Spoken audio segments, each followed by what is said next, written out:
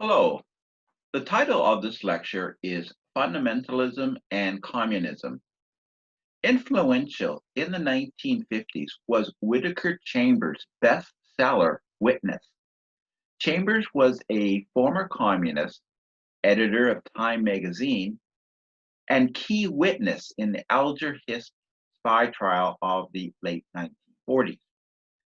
He wrote that communism, holding to a vision of man without God, embraced the faith whispered in the first days of the creation under the tree of the knowledge of good and evil, ye shall be as God. Without God, Chambers concluded, communism was a vicious plot hatched by wicked men beholden to Marxist-Leninist writing, secret police, labor camps, underground conspiracy, the dictatorship of the proletariat, and coup d'etat. Not receiving much attention, but equally condemning of revolutionary socialism were the words of fundamentalists. Since the 19th century, fundamentalist prophecy spoke of a godless horde from Russia that would storm the plains of Armageddon. After the Russian Revolution in 1917, fundamentalists repeatedly warned of the Red Menace, particularly the threat of communist subversion. Shortly before American participation in the Korean War, which was 1950 to 1953, the Soviet Union exploded its first nuclear weapon, and the birth of the People's Republic of China and the German Democratic Republic occurred, the latter being East Germany. With the escalation of Cold War tensions, fears abounded of red global domination, or at least that Christianity and the security and capitalist way of life of the nation was in jeopardy by communist infiltration. In the early 1950s, some fundamentalist leaders took note of the Catholic Senator Joseph McCarthy. The birth of McCarthyism occurred on February 9, 1950. Spiced with Christian rhetoric, McCarthy's Lincoln Day address warned of the threat of communism in America. Quote, today we are engaged in a final all-out battle between communistic atheism and Christianity. This Christian element itself was not controversial in America. Many politicians and a large segment of the population agreed, referring to the, quote, powers of darkness that were rampant. One Pennsylvania Presbyterian minister argued it was unwise for the Senate to oppose the work of McCarthy in revealing the links between the State Department and communism. This is one of McCarthy's claims that the State Department employed communists. Clearly, there were fundamentalists who ignored his Catholicism and openly supported his efforts, mainly because they shared a common distaste for the United Nations, the New Deal, and the State Department. In the words of one commentator, fundamentalists, quote, who believed in separation from people having the wrong theology were willing to overlook a politician's wrong theology in deference to his right politics, end of quote. For example, fundamentalist preacher John R. Rice, who often warned of the dangers of the, quote, Romanists, nonetheless wrote, quote, we are for the work of Senator McCarthy of exposing communists infiltrating our government, end of quote. Anti-communism was strong in both fundamentalist and new evangelical circles. New evangelicalism originated in the 1940s when key fundamentalist Christian scholars who rejected the parochialism and anti-intellectualism found in fundamentalism, sought ways to make fundamentalist beliefs more relevant to society, thereby doing God's work. The formation of the National Association of Evangelicals, the NAE, in 1942 provided the new evangelicals with their own major organization. The NIA took its name to distinguish the association from separate fundamentalists and theological liberals. Interestingly, the Southern Baptist Convention, the largest Protestant denomination in America, did not see the need to join the National Association of Evangelicals. One key new evangelical leader seeking to transform fundamentalism was Carl F. H.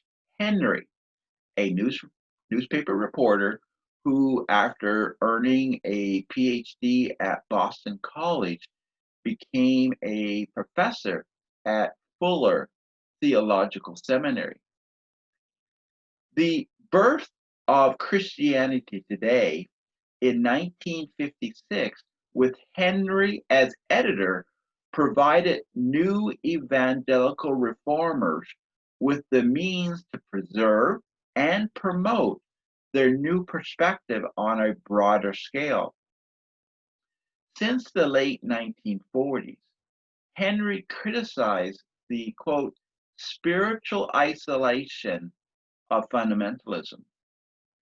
As historian Joel Carpenter writes, quote, Henry's new evangelicalism was a faith that would affirm the great fundamentalists, but avoid the deficiencies of fundamentalism, end of quote. In essence, what we have here is sort of a softer version of fundamentalism.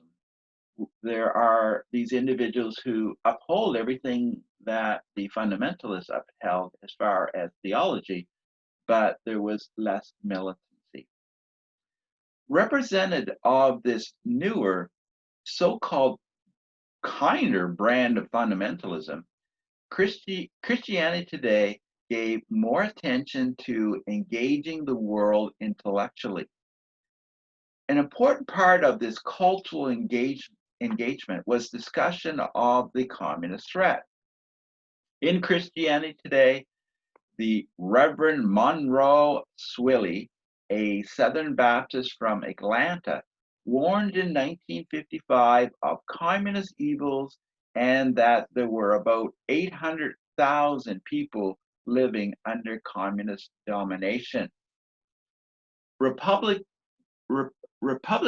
Representative Walter H. Jude stated that communists controlled a third of the world. Quote, it's a fact. Millions of people are Karl Marx's witnesses, end quote. In 1958, H. Lippincott, clergyman and retired commander of the United States Navy, warned of the 800 million communists in the world who were, quote, all militant atheists. And his claim was that the communists wanted the United States to become a Russian satellite. Quote, the blood of freemen runs cold at the thought of liberty-loving people in high position expressing a deliberate willingness to accept a communist-dominated world, end of quote. Lippincott believed that if the time arrived, the West must exercise grim greatness and allow men of the noble end of going out like moral men rather than succumbing to slave status. Fundamentalists and conservative Christians in America lamented the communist takeover of China, a country where Protestant and Catholic missionaries in the modern era had devoted themselves to the task of evangelizing, teaching, and administrating medicine to the Chinese people since the mid 19th century, only to be expelled by communist leadership in the early 1950s. Reports of Chinese communist atrocities published in Christianity Today included a female evangelist who was tied between two horses sent to run in opposite directions. Even in the years before Mao Zedong's disastrous programs, such as the Great Leap Forward and the Great Proletarian Cultural Revolution, there were abundant reports of a China that had no room for Christianity. In a 1957 letter to Christianity Today, Fred C. Schwartz of the Christian Anti-Communism Crusade in Long Beach, California, warned that the communist program for the church in China was to enslave, to utilize, and to destroy. Tens of thousands of Americans read Schwartz's book, You Can Trust the Communists to Do Exactly as They Say. In his book, Schwartz stated that the goal of communism was the abolition of religion. Lenin had written, quote, atheism is a natural and inseparable portion of Marxism, of the theory and practice of scientific socialism. Our propaganda necessarily includes propaganda for atheism, end of quote. Schwartz explained the persecution of religion usually followed when communists took power. But Schwartz warned that communists also use religion to advance the communist cause. Various members of the Communist Party might join a church and falsely profess to believe in Christ. Quote, they are to be fervently Protestant, orthodox to the core, ardent in spirit, and industrious in the program of the church. At the approximate time, they too will be able to influence church members and organizations for the communist cause. Since to the communists, none of these religious systems have any ultimate validity, but all of them constitute social forces which exist at present. There is nothing inconsistent in the atheistic communist being an apparently fervent religionist in the interest of the final communist objective. End of quote. Schwartz concluded that the communist program for the church is threefold: to enslave, to utilize, and finally destroy, as I said earlier. Others offered a similar warning.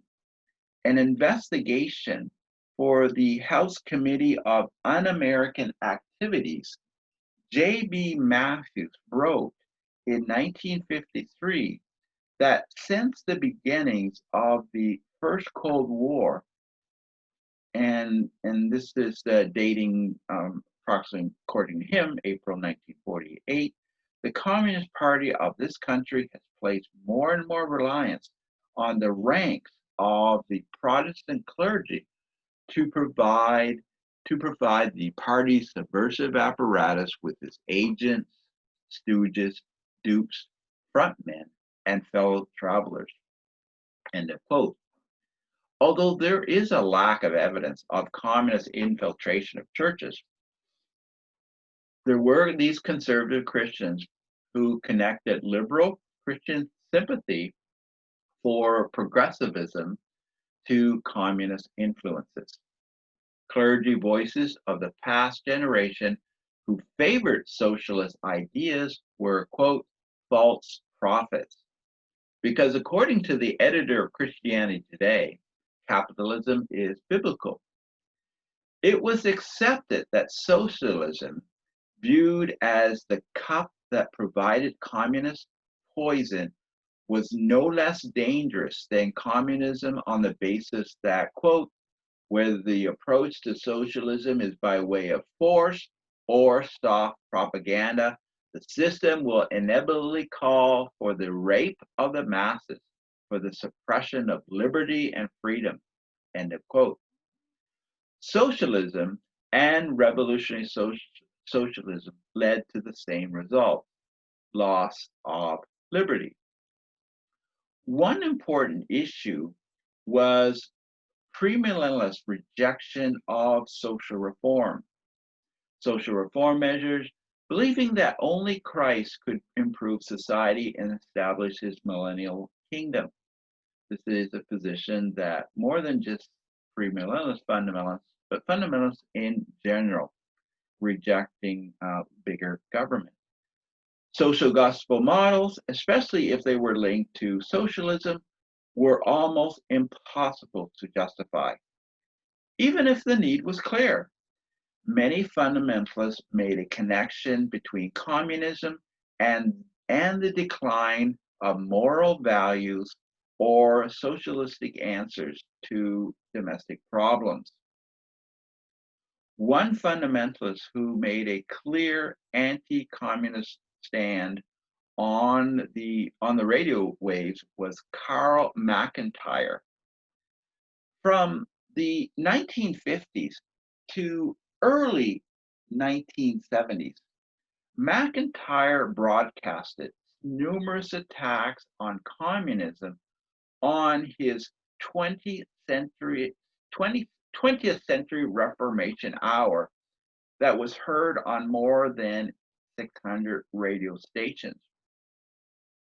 Historian George Martin claims that Karl McIntyre and other anti-communists such as Fred Schwartz and Billy James Hargis paved the way for the religious right. One major issue that fundamentalists tackled was nuclear weapons as it related to national security. The doctrine of massive retaliation, formally introduced in 1954 by the Dwight Eisenhower administration, held that America's capacity to strike aggressors with a massive nuclear arsenal would deter Soviet aggression. It was classic deterrence theory. Credibility was crucial. Soviets needed to understand that the United States had the ability and will to unleash devastating nuclear weapons. One scholar of deterrence explains, a country with massive destructive capabilities and the will to retaliate was a deadly combination that went beyond bluffing, because an attacker making a mistake on this would be committing suicide. Known for his bluster, Soviet leader Nikita Khrushchev improved the Soviets' deterrence credibility by bluffing about his capabilities, which in turn spurred Cold Warriors to fight even harder for a preponderance of nuclear power. Encouraging nuclear buildup in the United States was the widespread fear that the Soviet leaders, who had killed millions of their own people, were capable of sacrificing Soviet citizens in a nuclear showdown. By 1954, both the United States and the Soviet Union had intercontinental bombers, and of course, it did not end there. The nuclear arms race was clearly the most serious issue in Soviet-American relations, and one that many politicians found the most troubling. Many hardline voices in the United States argued for nuclear superiority in the late 1950s, notably in the wake of the successful Soviet launch of Sputnik. the world's first man-made satellite to orbit the Earth, which it did so in October of 1957. There was a rising fear of a missile gap with the Soviets surpassing American nuclear capabilities. Nationally syndicated columnist Joseph Alsop cited frightening numbers of alleged Soviet missiles, and politicians such as Senator John F. Kennedy used this material to charge that the Eisenhower administration was guilty of allowing a missile gap. In January 1960, the Air Force Major General James H. Walsh argued that the Soviets were on track to have 800 intercontinental ballistic missiles by the mid 1963, a much larger estimate than other intelligence estimates. These inflated Air Force numbers came to the attention of the nation's leading newspapers, adding fuel to the idea of a missile gap. Of the conservative evangelical press, Christianity Today favored continued nuclear development, claiming that, quote, the cessation of nuclear bomb tests is no more the world's real hope for peace in this decade than the organization of the United States was in the last, end of quote. The demands for American science to develop more and better nuclear weapons persisted. In the short term, however, it was paramount for American bombers with nuclear weapons to be airborne day and night. As one strategic air commander explained in 1960, quote, we must impress Mr. Khrushchev that we have it and that he cannot strike this country with impunity.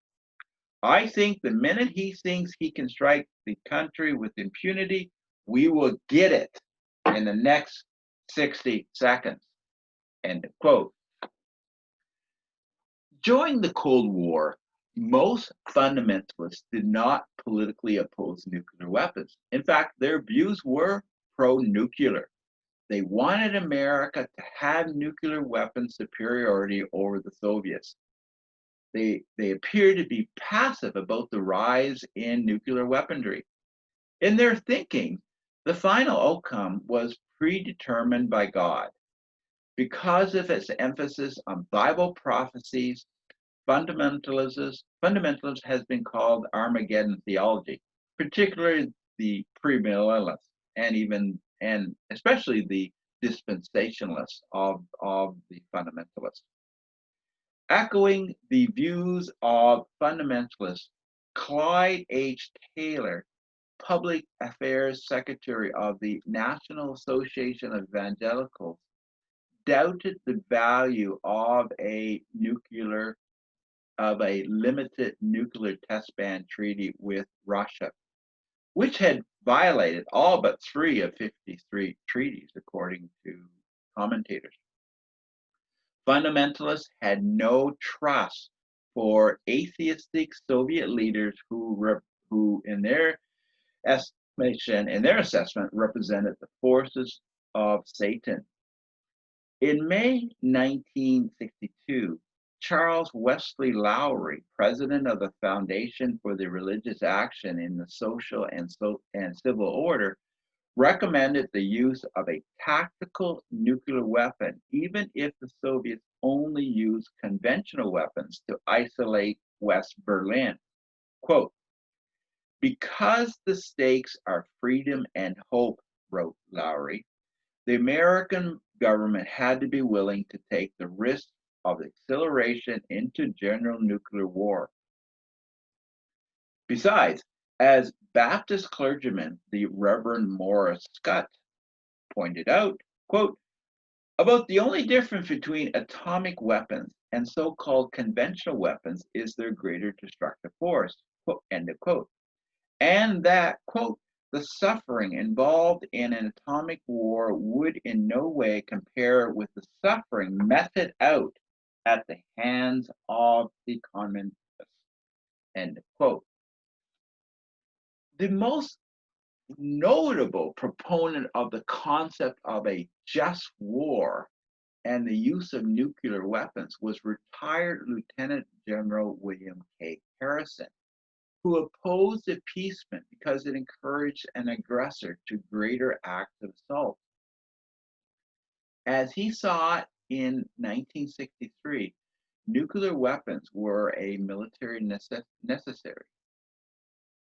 But what about the dangers of Soviet non-combatants, including followers of Christ? With stoic clarity, Harrison constructs the other. Not only are non-combatant deaths, quote, an inevitable accompaniment of war, end of quote, but non-combatants are also guilty of aggression because they are bound by the decisions of the leaders.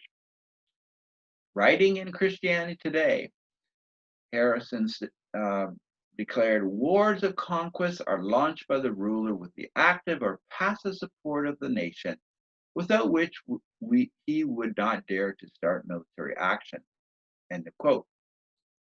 Because the Soviet Union represented imperialistic aggression, the massive destruction, quote, caused by the nuclear weapons is not an ethical bar against their use in a war justifiable by other moral considerations, end of quote.